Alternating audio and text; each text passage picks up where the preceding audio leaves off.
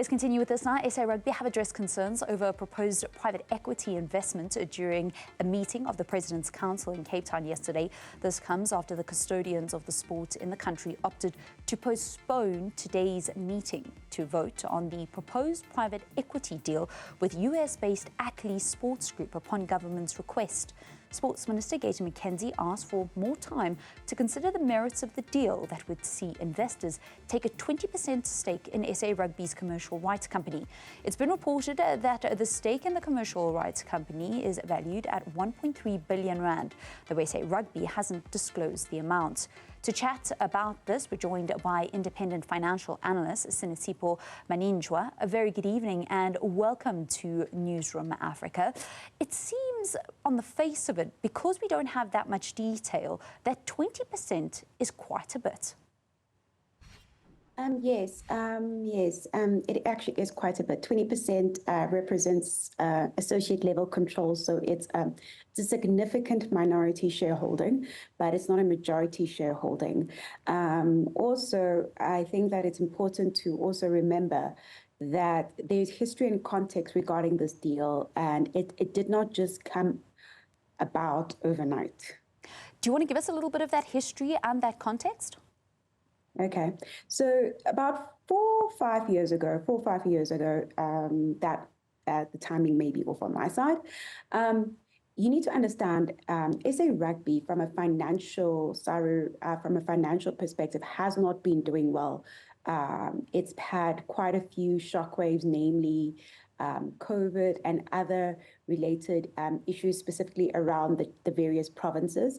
And in a meeting, my understanding about 4 or 5 years ago, there was a request and mandate given by the unions that there needs to be a capital injection into the union, or alternatively another form of income being explored in order to diversify the sources of income for the union. Through that process, it was identified that because the Springboks have been a very successful sporting fraternity team, that there is some commercial value in the Springboks themselves. It also was aided by them winning the World Cup back-to-back. That was quite lucrative, quite as well. But ultimately, it was on the basis that the union itself is requiring a capital injection. I think people forget that a lot of these sporting fraternities get limited or almost next to nothing support from the government, i.e. in this case, the custodian of this function is the Minister of Sports and Culture, is that they get very little support and as such are not able to fulfill their mandate. And you'd find that they would get into these type of arrangements to help support their mandate. I think we all heard about the Olympics where certain, I think it was, just don't want to butcher his name. We had the high schooler whose whole high school had to pay for his trip to Paris. And they ended up being part of the silver relay team.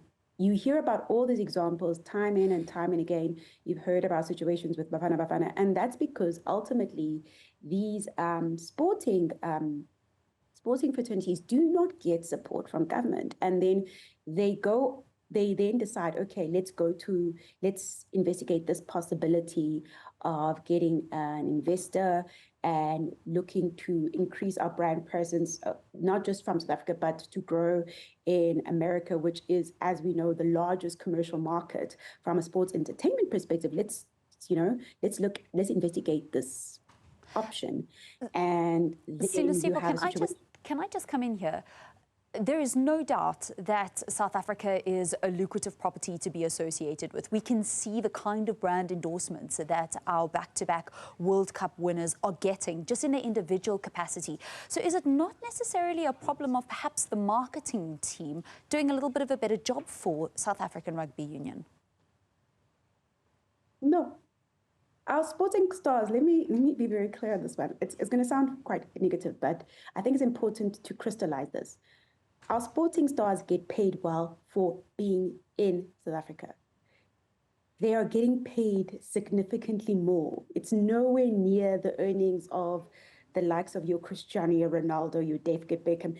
they're nowhere near that. It's literally rounding errors. Yes, they are doing well for a South African context, but how many times have you heard of sports stars, the minute they stop playing, 2 to 3 years later, they don't have any income? So you might say, yes, we need to increase our marketing budget, but increase marketing budget with what? With who? Who's going to pay for that?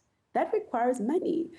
People like to talk about marketing as if it's not an investment. That is why the blame needs to squarely go where it belongs, which is government. If government views this as a lucrative asset, they need to invest in it.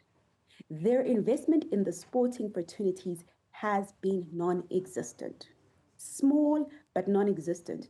And we hear time and time again how important our sporting nation does well on the global stage. But with how much support are they actually getting?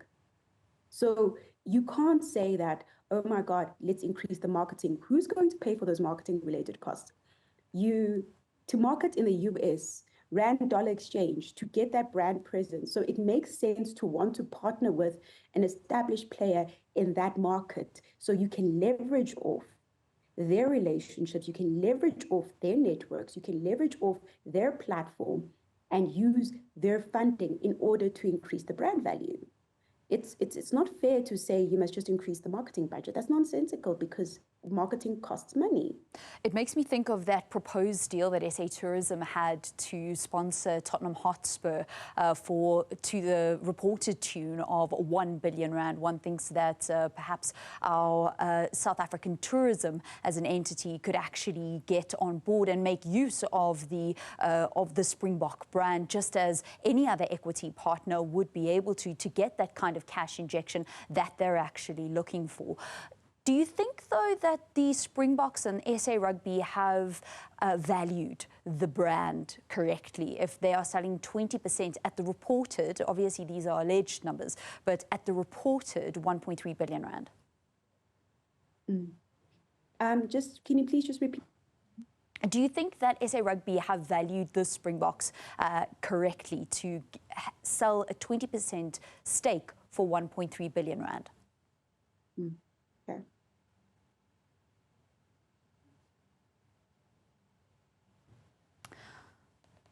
Oh, it seems our connection, these things happen. All right, that's how we come to the end of your sport. Sinesipho Maninjwa is an independent financial analyst chatting to us about the proposed private equity deal that South African Rugby are looking at.